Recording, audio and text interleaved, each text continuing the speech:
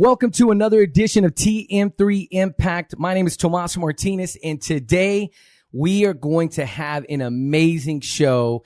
We have 30 years of history with this amazing company, and I can't wait to introduce who I have on the show today. But first, we need to thank our sponsors. We need to thank Luxury Home Magazine and SGA Academy, Spanish Grove Academy, the Spanish Immersion Pre-K in SA. So today, who do I have on the show? I have the CEO of the Phyllis Browning Company, Phyllis Browning. Super excited to have you on the show. And I have the president, Jennifer Shemwell, with me today. I'm super excited to have you on the podcast today. I'm excited to be here, Tomas. Yes. Thank you for, agreeing to be on the show. And we're going to jump right in. So the first question, Phyllis, is I want to know your San Antonio story.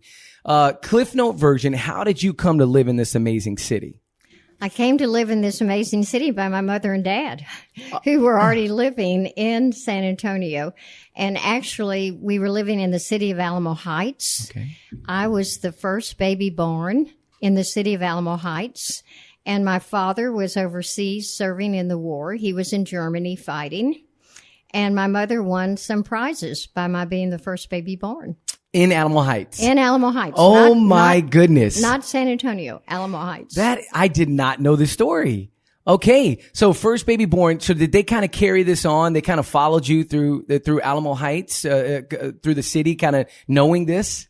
Well, we lived in Alamo Heights all our lives, except for maybe a couple of times we moved to Bernie for 2 years, and then we were in Almas Park for a few years. Okay. That's awesome. And so you grow up first baby born in Alamo Heights, and then you decide you start your family in San Antonio. Did you start your family here in the city in Alamo Heights? I did. Okay. I went to Alamo Heights. I graduated from Alamo Heights. I went as far away to school as Austin, Texas. Oh, there you go. And then came back to San Antonio and married a boy from San Antonio. Okay. And started our family after we were married a couple of years. Okay. UT? I was at UT Austin. Oh, that's where awesome. I graduated. What'd you study? I studied education, and I actually taught school for a couple of years. You're kidding me. I love teaching school. I did not know that. Mm-hmm. What grade did you teach? Taught fifth grade. Great grade to teach. Yes. Because they still like their teacher. Yes. But they're also very smart. And so what school? I taught in Northeast School District at an elementary school called Jackson Keller. Jackson Keller, know it. And then I decided, after having children, that I needed something else to do to bring in money. Okay. So I did substitute teaching in Alamo Heights. And that was a nightmare. You're like, I don't want to substitute teach anymore. They call you at 5 a.m. and yes, tell you they need you. Yes, they do. And the kids know that you don't know anything. So they run all over you. Yes. Which is really interesting. Did you know that I was a teacher? No. I taught for 11 years. No. Yeah. And I taught 3rd, 4th, and 5th grade. It's a wonderful Yes. profession. It's amazing. I have great admiration for teachers. Yes. Okay. So now you were born Alamo Heights, and you went out. Your mom was a teacher. She's no longer a teacher. Now she's at home teaching you and helping you. Tell me what are your memories of San Antonio growing up in this amazing city? Well, I grew up in Alamo Heights and played in the neighborhood. We would leave the front doors unlocked, and the milkman would deliver milk to the back door, and you'd run all over the neighborhood. And it was a wonderful, wonderful time. It would be time to come home for dinner, and my mother loved to cook. She was a fabulous cook. She liked to cook and entertain. She stayed home with me. I'm the oldest of 3. Okay. And so when it was time to come home for dinner, they would call us out and say, "Come home for dinner." And then later, I went to Alamo Heights High School, like my mother did, and played tennis on the Alamo Heights High School tennis team, and really just got to appreciate the community of living in a small town but being part of a bigger city. It was a very, very happy place to grow up. And it's very unique, right? That we have this amazing city within a city. You have Alamo Heights that's right outside this just, growing city, San Antonio. And so, I mean, obviously you've seen Alamo Heights change, but you've seen San Antonio change. over the years. What has been like, now looking back on it, what do you remember most about that time growing up in Alamo Heights and then seeing your kids grow up in Alamo Heights? Well, I think maybe the first thing that happened that really got my attention was Hemisphere. It was pretty exciting to have Hemisphere in San Antonio, and I think it really introduced San Antonio to the world. That's right. Mm-hmm. That was 1968? 1968. Yep. And I was all set to ride the Goodyear blimp, that the tire company had provided for Hemisphere. And the day I was to get on the blimp, Jennifer was born. Oh, get out. She still hadn't forgiven me. Oh, my. That's a great story. So you interrupted her Goodyear blimp ride. Oh, my goodness. Right. Oh, my goodness. I'd say the second thing that happened that was so exciting in San Antonio was having AT&T move their headquarters to San Antonio. I had only had the company maybe for about 2.5 years. Okay. Not sure, 3 years maybe at the most. Yep. And I hadn't had a vacation since starting the company. Wow. And Jennifer was actually in Spain. She was working for the World's Fair in Spain. Okay. She was a translator in French and Spanish for people. And so I planned a vacation to go see my daughter. And all of a sudden I'm in Spain.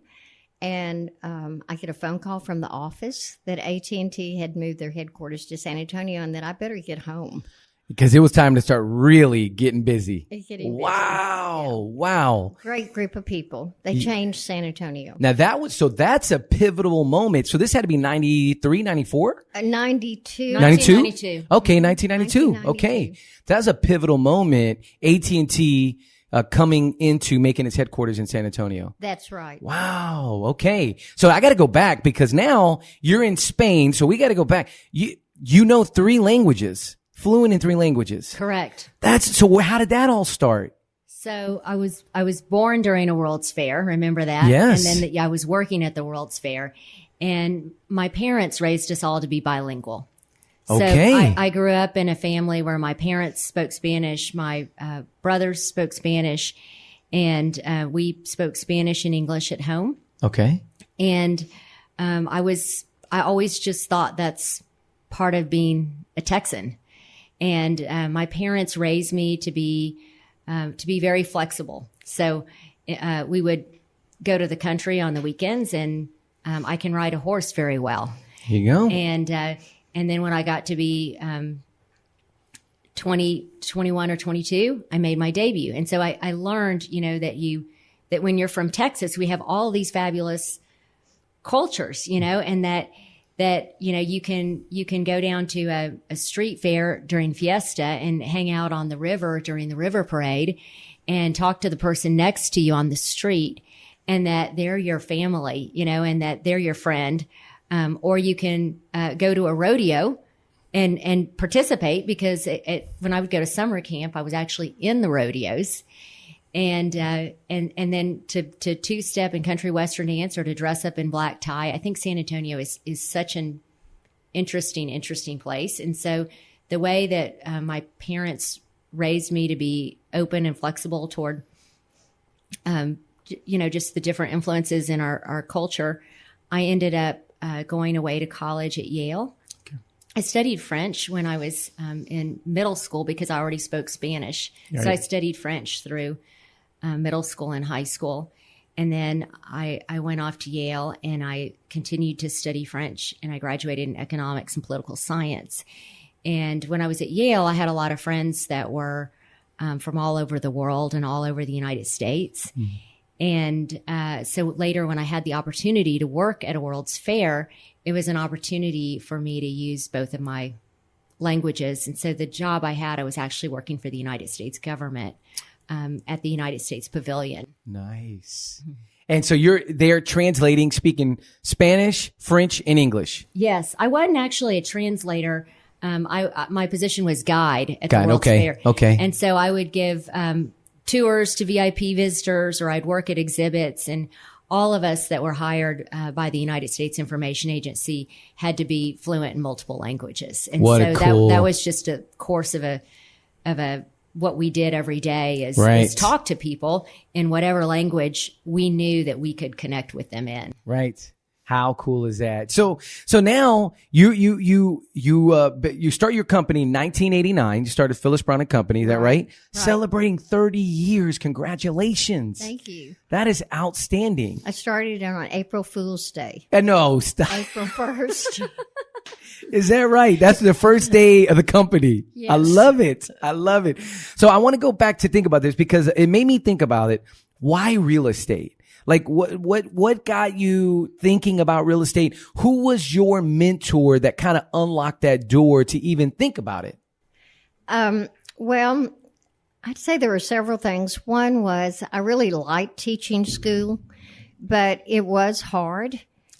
Teaching school, I'd come home at the end of the day and there you have children at home. So again, you're teaching children, then you're trying to raise your own children. It's difficult. And it didn't pay very much money. And we were in an inflationary time at that period in our lives. And then the other thing that I would say influenced me was my father was an architect. Okay. And so when I was a little girl, I would go in the car with him and I'd go through all the houses that, he had designed. He mainly was an architect for builders. Okay. And so that was fun because I got introduced to houses at an early age. As far as mentors go, Betty Beekland was a great lady. And, I think that she was probably the first person I think about when I think about real estate. She's no longer living. Yeah. And she was an agent? Was she a real estate agent? She was a real estate agent, yeah. And she worked for a company called God Shipman Company. Oh, yes. God Shipman is no longer in business. Yes. So. And so that kind of got you, piqued your interest. You go get your license. And so did you work for a company prior to, or did you just start right up? You get your, you probably worked for somebody for a little bit and then you decided, I'm going to start my own. Where did that idea even come from? Well, I went to interview with God Shipman Company and they turned me down. Oh, there you go. That's right. So then I went to interview with a company called Jones King. Okay. And they took me in. And I worked for them for 10 years. And two great ladies, Betty Jones, Betty King, wonderful ladies, very smart women. Yeah. But then I went to them and I said, after 10 years, I was their top agent. And I said, I'd like to join you as a partner. And they said, no. And I said, well, things need to change. And they said, no, they don't. Yeah. It's good. We've been doing this all along and it works. Yeah. And then I started having friends that said, you need to leave. You need to start your own company. And that was when the door opened. Well, yes, kind of. I went, wait a minute. I need to start my own company. Right. So aren't y'all going to help? Yeah. But I had wonderful people that helped me. Bob Sohn was a good friend of mine, and he started doing business plan, helping me work out a business plan. Okay. What it would cost, to open up a company and what I would need to do to make the company work. And then Cappy Lawton, who owns Cappy's and Cappy's. Yeah. Cappy. Yeah. And so Cappy he'd always say, Phil, call me Phil. Yeah. You need to come over to the restaurant. And so I'd go over there at around 2 or 3 in the afternoon, sit out on his patio, and he would discuss with me what a business is and how you run it. Wow. He gave me a business class. Wow. So at 2:00 every day, you'd sit back there and he would just kind of talk you through that. That's right. That is awesome. So it starts April Fool's Day. Now I can imagine you're watching all of this and kind of seeing what's being built. At what point did you say, you know what? I'm ready to jump into this. She's in college. She was doing college at that time. Okay. She was a junior at Yale. Okay. When you started. Got it. Okay. Right. And that was really frightening. Yeah. Because, my husband and I were, making tuition payments for Jennifer, and then her brother was going to be coming into college also. Right. So we had some pretty good expenses. Right. And trying to plan that was difficult. Right. So at what point did you decide to join the business? So I came home from Yale, and my parents said, "Welcome home. We don't believe in family business." There you go. Well, that ended that right there. So my mother introduced me to one of her real estate clients, Okay. who was the manager at a stock brokerage firm. Oh, okay. So I went to work for him. Okay. And so you did that for how long? I did it for almost a year. Okay. He was a fabulous mentor. Yeah. I made an agreement with him that if I became his assistant, I said, "I have a Yale degree and you're hiring me as your assistant." And so I said, "I'll do it on one condition, that you teach me everything you know." Oh, that's good. And so he just did a tremendous job mentoring me on all kinds of things. And I was in the process of studying for my Series 7 so that I could become a stockbroker myself when my phone started to ring. And I got some phone calls back from the U.S. government. So I had an opportunity to go intern at the White House. I had an opportunity to work with the CIA, and I had an opportunity to work for the United States Information Agency in Seville, Spain at the 1992 World's Fair. Okay. And so I crawled under my desk and took the interview in Spanish, because this was before cordless phone. Right. When the phone still had the cord on it. You need a landline. I didn't have a cell phone. So I took the interview under my desk and answered all the questions in Spanish. I had to prove that I was fluent in Spanish, and I had to answer questions about United States history and prove that I would be a good representative of the government. Right. So they hired me in 1992. It was 500 years since Columbus discovered America. And I went to work in Spain. And when I came home from Spain, I'd had the time of my life, as you can imagine. Yeah. So 7 months later, when that assignment ended, I came back to San Antonio and went to work for another stock brokerage firm, taught some tennis lessons, and wrote editorials for a Mexican newspaper. Oh, my goodness. And during that time, watched my mother continue to grow the company. Yeah. And she came to me one day, the company was 4 years old at this point, and she said, "Hey, I've got a proposition for you. You like to travel." Yeah. She goes, "Why don't you use your travel skills to go call on companies and get them to move to San Antonio?" Oh. She said, "This relocation thing is getting big." And she had relocated AT&T, which was Southwestern Bell at the time. Mm-hmm. And she said, "There's more of that business, and why don't you help me go grow the company?" So at that point, I went and got my real estate license and went to work for her as her first relocation director. Wow. Okay. And then I showed up for work, and she said, "Well, I think this is going to work, but I'm not going to pay you very much until we figure it out." That's right. So oh, I love she goes, this. This the is good great. news is you have a real estate license. Yeah. And so you can just go make some commissions, and you can live at home since you're not making very much money, and I'll feed you dinner. Yeah. So Yes. So I Sound like a great deal. So I moved home and I got my real estate license, and I went to my first sales meeting, and the economy was great. Yeah. And she stood up and she said, "This is a great time to be selling houses.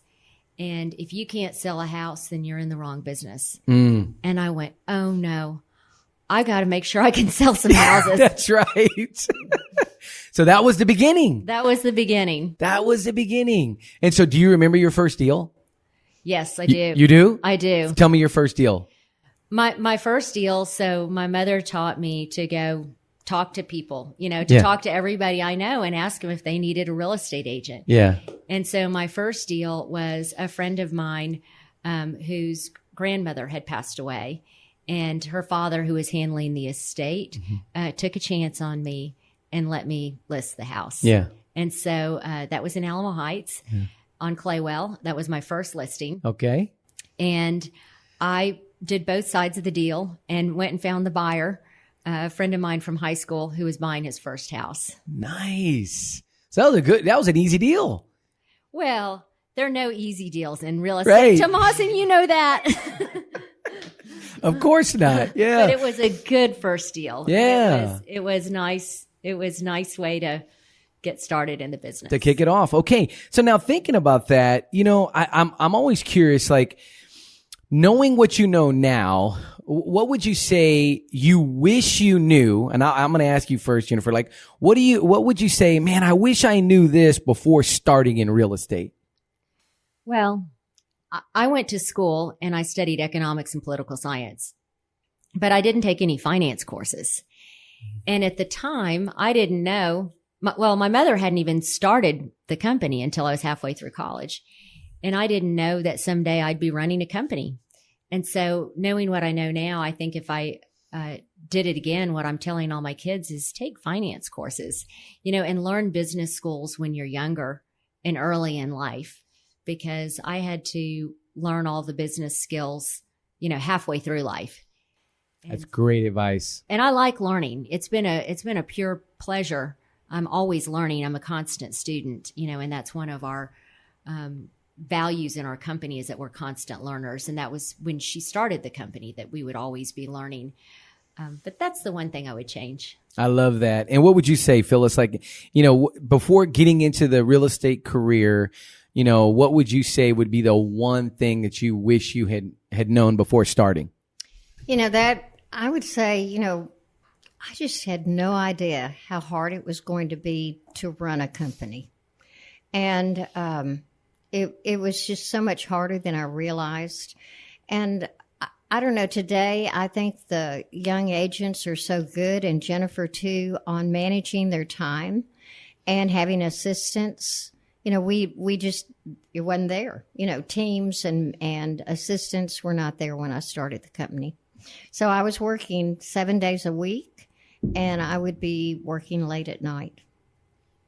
So yeah, that makes it tough. It makes it tough. That's when you're anytime you're starting a company, I always there was a period where I would tell people, like, knowing what I know now, sometimes I wonder, I would even say it out loud, like, I don't know if I could start Luxury Home Magazine again, because it was so hard in the beginning. It's so hard. Right? It's like you kind of have those relapses of like, man, it was really tough.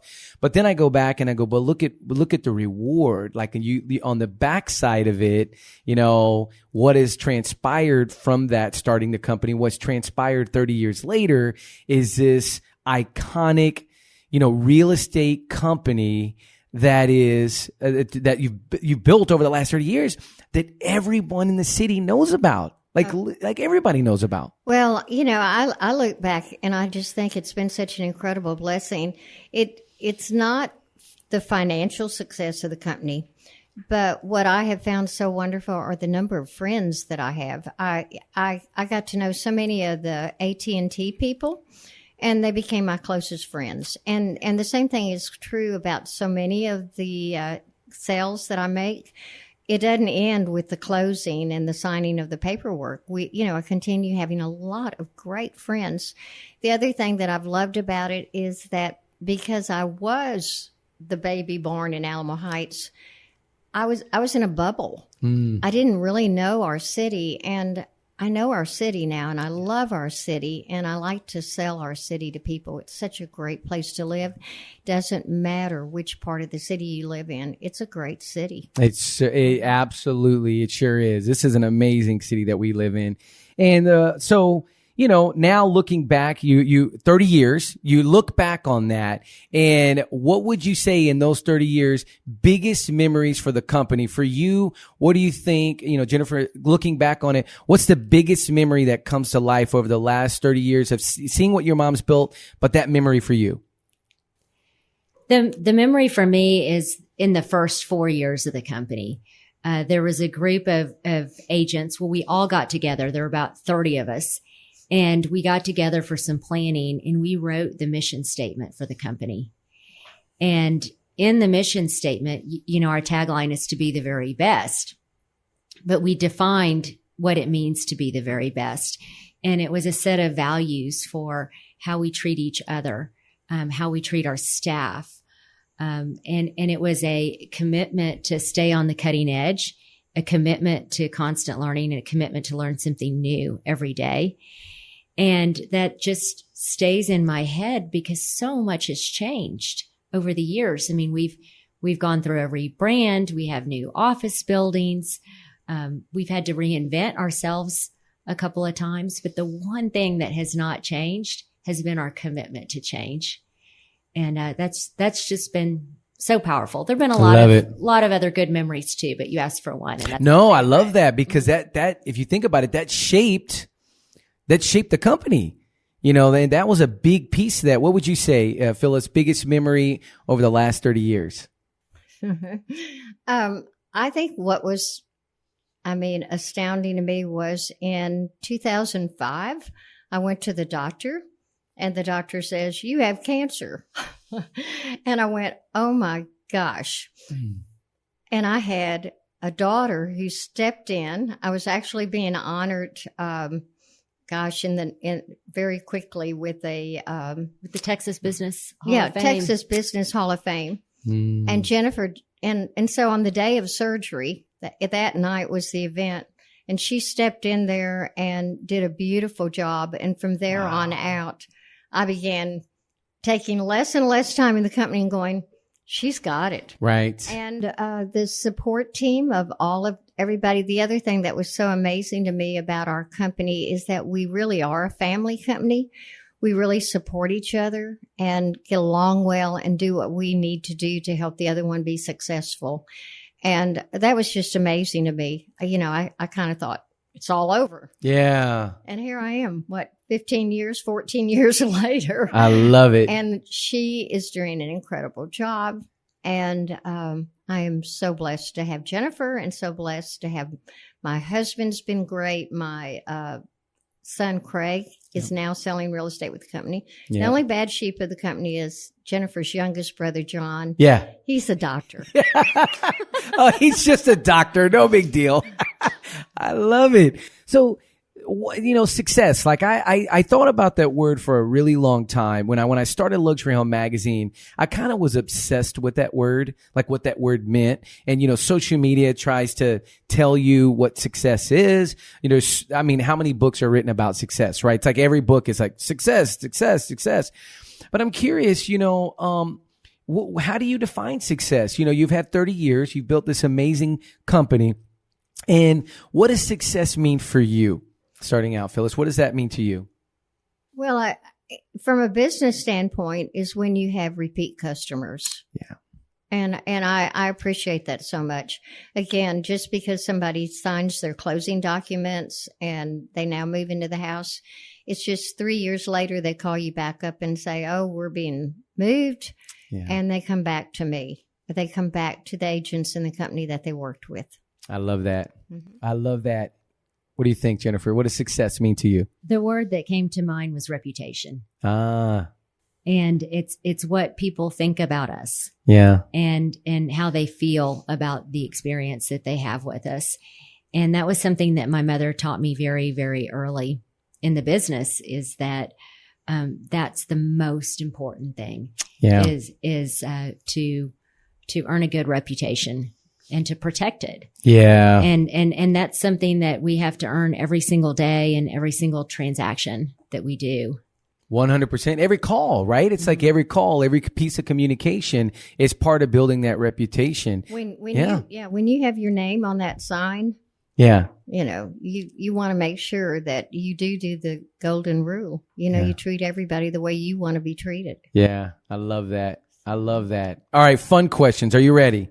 Couple of fun questions. I had them on the paper here. What are you curious about right now? I know you're a learner. I'll ask you first, Jennifer. What is it that you're learning now that has you just like, I am into this?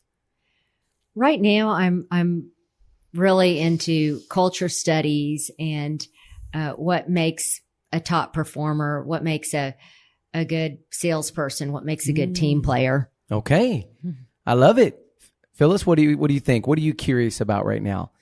Well, I think I'm just curious in the fact that there's just been so many changes in all businesses, not just our business, but in all businesses. And I mean, Uber, Lyft, Rent-A-Clothes, Yes. Buying your shoes through the mail. I mean, these are things that were not part of my generation. Right. And I keep wondering what's next. What? Yes. And especially, with real estate and, we may not be buying, we're not going to be driving cars anymore. Yeah. Right. We might be having an Uber just to go to work every day. We know maybe we don't need cars in the future. Right. I hope not. I like driving my car though. I love that, So think about this, this conversation about the future of real estate and you have, these new companies, Purple Bricks, Open Door, Perch. I'm curious from a perspective of what you've seen from your company. What is the mindset moving into the future for Phyllis Browning as you think about these new companies that are starting to come up? Great question. Yeah. It's something that a lot of people are thinking about, and I've been asked before. I think that you still cannot replace personal relationships. And, that there's a space for those companies for certain price ranges of houses and certain neighborhoods. If it's the same builder and the same floor plan, then it's, maybe a possibility to sell your house that way. I've seen people leave money on the table. Yep. And when you consider that real estate is your biggest investment, a good real estate agent can earn their commission by helping to sell the house at the correct price, by helping to guide you through the sale. People who sell their homes, for sale by owner, or they miss out on a disclosure issue, or they can price it incorrectly. So I don't think that these big companies are going to replace human relationships. Yep. I mean, my clients so often, they want to know what I think. I'm there. Every home selling experience is a custom experience, and I tell them that from the beginning, that I'm here to achieve their desired outcome, and that there's a lot of different ways to get there. Mm-hmm. Well, I don't think you can just get that way through one of those other methods of trying to sell your home online. It's not the same. It's a cookie cutter. At the end of the day, they have a cookie cutter process. They have a cookie cutter, and there's a lot of work that the real estate agent does on making connections. I told somebody the other day, it's like working a puzzle. And so, if you don't bring the two pieces of the puzzle together, then the puzzle doesn't get finished. So you can have all the pieces out on the table, but the real estate agent is the connector that brings the buyer and the seller together. And so, and the real estate agent, still gives a lot of advice. And so I give my clients, they ask me for advice, and I give them advice on negotiating, and you don't get that through those other companies. No. And I think that analogy is perfect, right? It's the puzzle, right? I haven't heard that analogy yet about this, and putting those pieces together. Usually if you've had somebody on the other end, it's just a system. They're not looking at the puzzle. All they care about is getting they just want to get the deal done. And if there's a problem, then, there's a problem. They're going to pay they'll figure it out. But I love that real estate agents that are invested in relationships are going to sit down and put the pieces together, and they're going to figure out how to make it work so that everybody wins. Something that nobody talks about is they don't talk about what happens between the time a property goes under contract until it closes. Right. And there's a lot of challenges that can come up in the life cycle of a transaction. And people who are not as sophisticated in real estate, they think that it's over when you connect a buyer and a seller. And they don't realize all the other things that have to happen for a property to get to closing. And so sometimes there can be issues on the survey. Mm-hmm. There can be all kinds of issues. That's when the hurdles really start, right? It's Yes. like the contract's just one hurdle. You've got another 100. What would you say to that in terms of, when you think about, because you've seen a lot of changes, right, Phyllis? You've seen all the changes, all the different companies that have popped up. And I'm curious for you, like, how do you see that playing out for Phyllis Browning moving forward? And, kind of adding what Jennifer talked about. Well, I agree with Jennifer completely that it's all about relationships and everybody that you meet, not only just the people in your company, but when you go to the gas station to fill up your car, It's every relationship you have will affect your business, and it's very important for us. I will add one more thing, though. My grandson goes to San Antonio Academy. Okay. And he called me one night and he said, my teacher said to ask my grandmother, what is the most important piece of advice right now that you can give me about the future? And I said, it's easy. Just be willing to change and accept change. And that's what I've admired about Jennifer, is that she stepped into the company and was not like the first company that I worked for that said, why would we change? We've been doing it this way. She stepped in and she made the changes she needed to make. And I'm so grateful. That's great advice.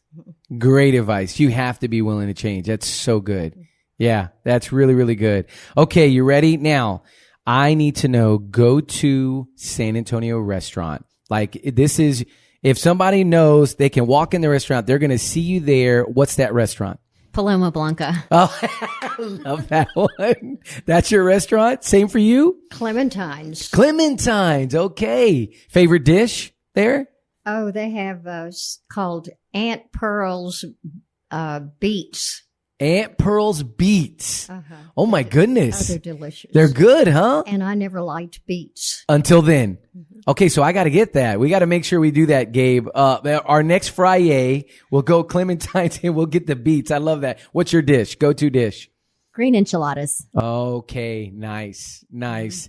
All right, so now to wrap this up, my last question is from a book by Tim Ferriss.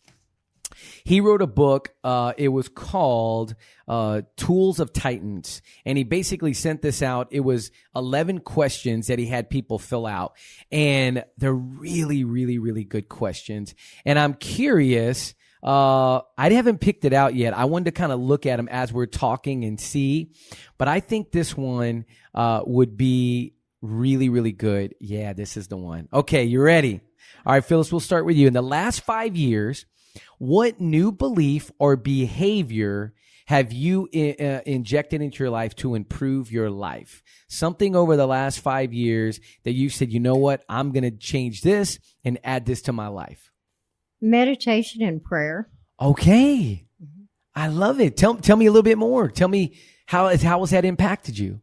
You know, I think it's made me a calmer person. Okay. Certainly made me to be more aware of what's going on around me, and certainly more accepting, you know, of people when they're having problems and issues, not to be so judgmental, but know that, you know, there's something else going on in their life. I love it. That's awesome. Okay, Jennifer, last 5 years, new belief, behavior, habit that has helped improve your life. I've also enjoyed meditation for focus reasons. But what I'm really enjoying right now is I've just ramped up my exercise routine. Okay. So I mentioned to you that growing up at Alamo Heights High School, I played on the tennis team and I played college tennis. And I also ran track and cross country. Okay. And what I'm learning about myself is that I have a lot of energy and that I need to stay moving. And so, as much as I can move and exercise every day, it really helps me be a better business person. So yes. I have brought tennis back into my weekly schedule. Okay. And yoga and weightlifting, and I've just started pickleball as my new favorite Oh, sport. pickleball. Okay. Yes. That is awesome. Any running? Just a little bit. Okay. But okay. I'd much rather play tennis. Yeah, tennis is, it's a lot of fun. I played tennis in high school. Didn't do the college thing, but I love tennis. But I've never tried pickleball. It's very fun. That's what I'm hearing. Yes. I heard it's really, really fun. Yes. I saw Gary Vee playing pickleball. So if Gary Vee plays pickleball, then it must be really cool. You know, you know who Gary Vee is. Yes. Yeah, it's social media guy. Anyways, when I saw that, I was like, okay, now I got to play pickleball. Okay. Last but not least, if you were to sit down with an agent right now and you were just giving advice, you're sitting down talking with them and not necessarily business advice, just life advice. What would be the one thing that you would tell them, you know, as you're sitting with them? What do you think you would tell with that agent? They're just starting out in the business. You've gotten a chance to sit down and have coffee with them. What would be the one thing you'd want to tell them? Take care of people. Yeah. Stay in touch. don't forget your past clients. That's a big one. Mm-hmm. That's a big one. What would you tell them, Phyllis? Well, that's a hard one. Yeah. Gosh, I think that it's, being willing to work and to work hard and to know what your goals are, because again, your goals are so important and will help you determine how hard you want to work as to what it is that you want to get out of life and out of your work. I love it. Well, listen, this is TM3 Impact. Thank you so much for being on the podcast. We will have this out probably this week, and it will be on iTunes. It'll be on YouTube. It'll be everywhere, and we'd love to share it with you so you could share it with your sphere as well. Thank you so much for being on the show. Thank you for having us, Tomas. Yes, thank you. Thank you, Tomas. Yes, have an awesome week.